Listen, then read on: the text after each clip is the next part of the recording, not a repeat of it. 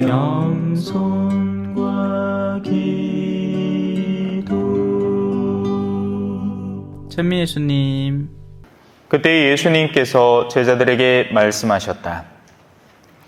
너희의 의로움이 율법 학자들과 바리사이들의 의로움을 능가하지 않으면 결코 하늘나라에 들어가지 못할 것이다. 살인해서는 안 된다. 살인한 자는 재판에 넘겨진다고 옛사람들에게 이르신 말씀을 너희는 들었다. 그러나 나는 너희에게 말한다. 자기 형제에게 성을 내는 자는 누구나 재판에 넘겨질 것이다.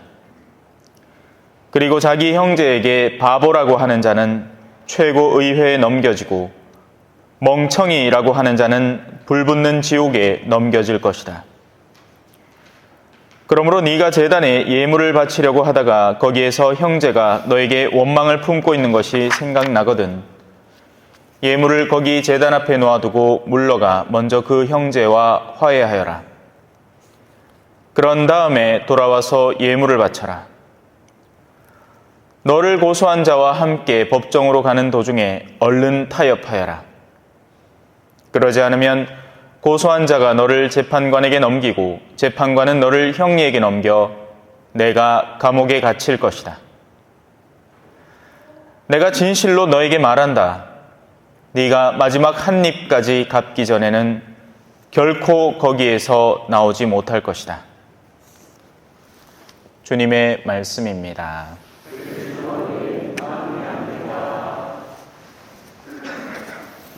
찬미 예수님.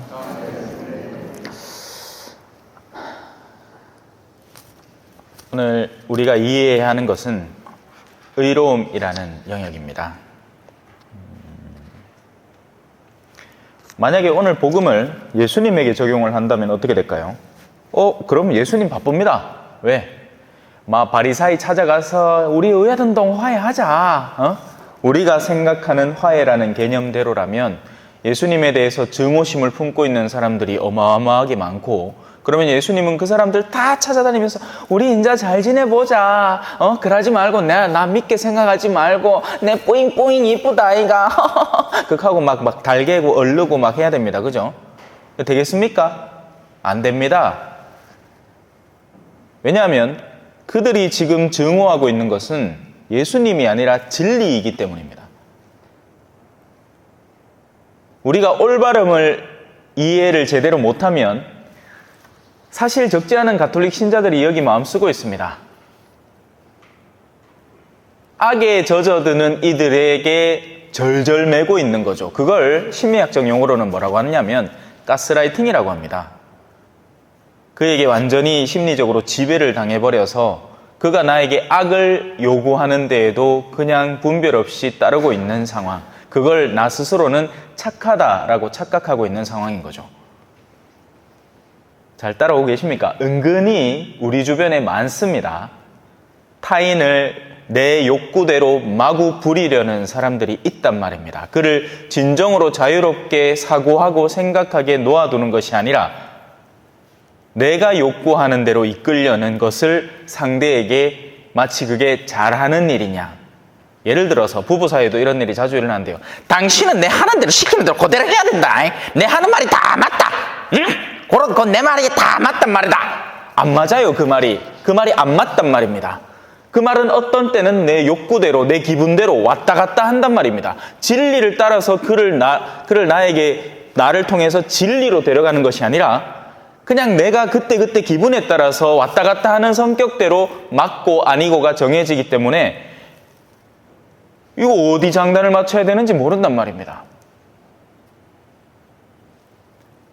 자, 이제 의로움에 대해서 좀 배워볼까요? 호기심이 좀 생겼는지 모르겠습니다. 참, 우리 본당은 참 재밌어요. 모르겠습니다, 도대체. 자, 에제키엘 예언서는 제가 신학생 때 읽으면서 하고 띵 받았던 예언서 중에 하나입니다. 이게 맞지. 예.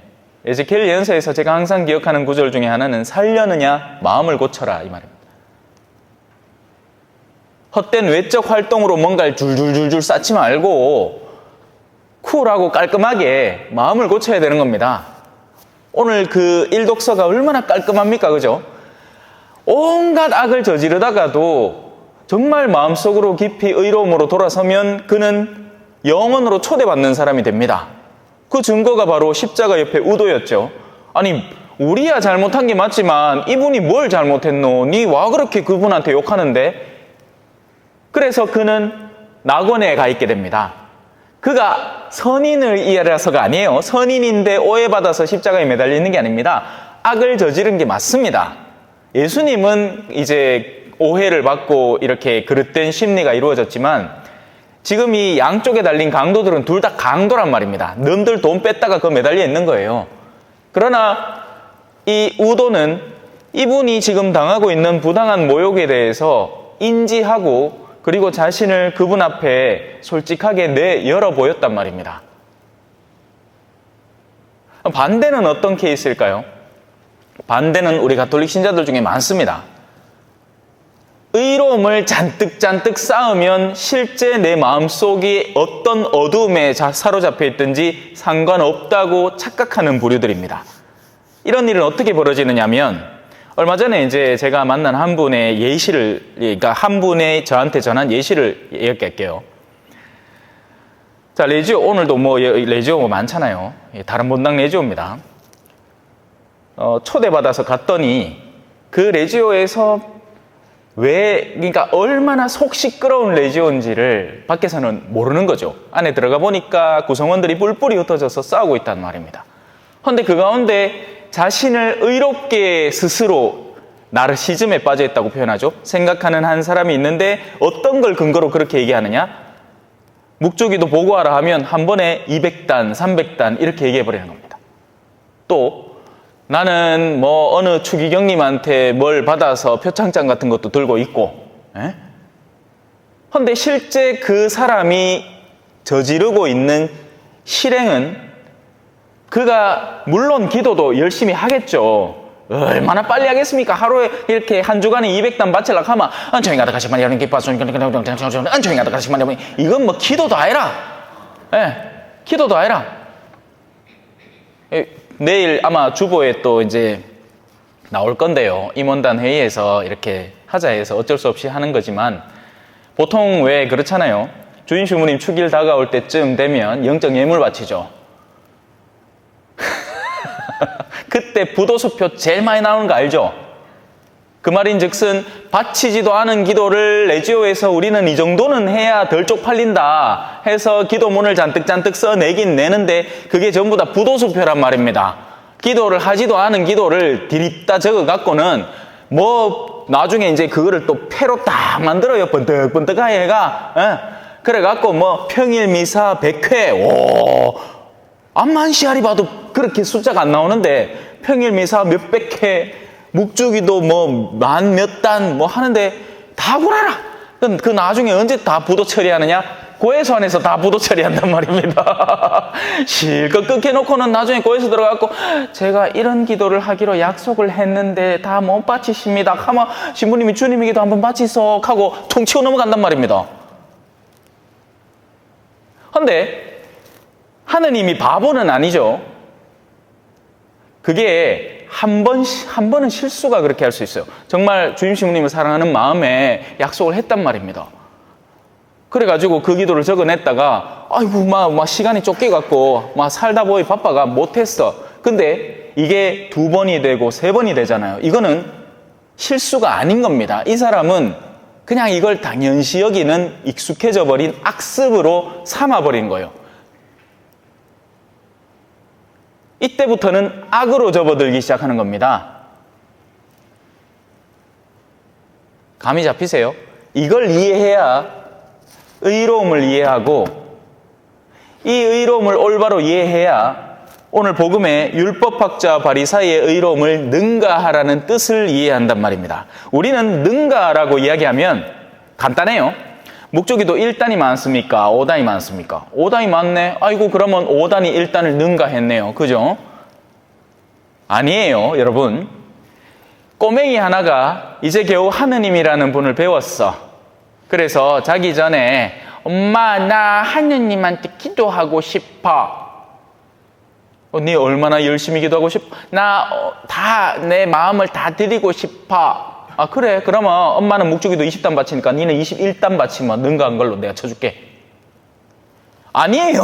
아니란 말입니다. 이 아이는 그냥 하느님께 오늘 하루에 그런 마음을 담은 기도, 하느님 나 오늘 하느님께 감사드리고요 이제 잘 잘게요 빠이빠이, 이것만 해도 그 아이는 훌륭한 기도를 바치는 거죠. 왜? 온 마음으로 하느님께 감사하는 기도를 자발적으로 바치니까요.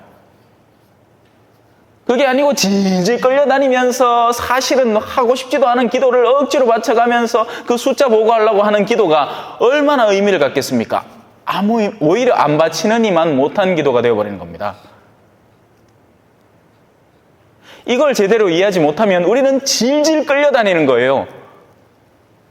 소위 말하는 가톨릭적 율법주의에 사로잡혀서 능가하는 이들을 뒤쫓아가면서 황새가 뱁새 쫓아다니면 웃으십시오.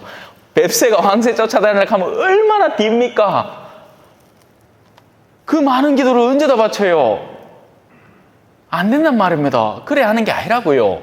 능가를 하라는 말은 의로움의 본래 의도를 잘 이해를 해서 정말 내 마음이 하느님을 사랑하는지를 살피고 그것을 바탕으로 내가 가능한 선에서 뭐라도 하면 된단 말입니다. 내가 참회밭을 하잖아요. 그러면 어떻게 하느냐? 하느님을 사랑하는 참회 재배를 하면 됩니다. 내가 가정주부잖아요. 하느님을 사랑하는 설거지를 하면 됩니다. 왜 그렇게 못하는 자매님도 많죠? 이놈의 설거지 내 언제까지 해도 삼식이는 어디 나가 밥도 안 먹고 하루 종일 집에 붙어가지고 가만 이거는 이제 죄악의 설거지가 되는 기고, 그게 아이고 하느님이요 그래도 저 문디 아니 그거 하면 안 된다. 뭐 같은 인간이라도 하나 옆에 붙어 있도록 그래도 허락해 주셔야 고맙습니다. 아이고 감사합니다. 내 이거 이렇게 하는 게 짜증 나지만서도 그래도 내 일에 열심히 이렇게 보듬고 이렇게 살아 있는 동안 내가 섬기겠습니다. 예. 이러면 선의 설거지가 되는 거죠.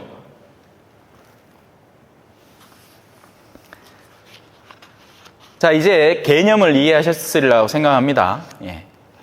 외적인 행동은 내면에 따라서 달라질 수밖에 없습니다. 그리고 그런 외적인 행동으로 등급을 나누는 것은 사실 큰 의미가 없습니다. 평일 미사를 몇 회 했느냐, 묵주기도를 몇 번 했느냐, 이런 걸 세아리는 것은 사실 큰 의미가 없습니다. 단 한 번의 묵주기도를 바치더라도 그 안에 들어있는 그날의 신비를 잘 묵상하면서 바칠 수 있다면 묵주기도 한 꾸러미라도 굉장히 소중한 꽃다발이 되어서 성모님의 머리에 얹혀지는 것이고요. 그게 아니고 우리가 막 싸지르듯이, 그죠? 내뱉듯이, 쓰레기통에 막 갖다 던지듯이 하는 기도는, 이거는 그냥 바빠서 그냥 그 의무를 채우기 위한 것에 불과하지 진정 아름다운 기도가 되지 못한다는 말입니다. 근데 또 한국 사람 재밌습니다. 의하등동 아전인수라고 이걸 쉽게 해석하려고 합니다. 신부님이, 나중에 어떤 얘기 들린지 아십니까? 신부님이 기도 많이 하지 말았겠다. 제가 언제 그렇게 얘기했습니까? 그죠?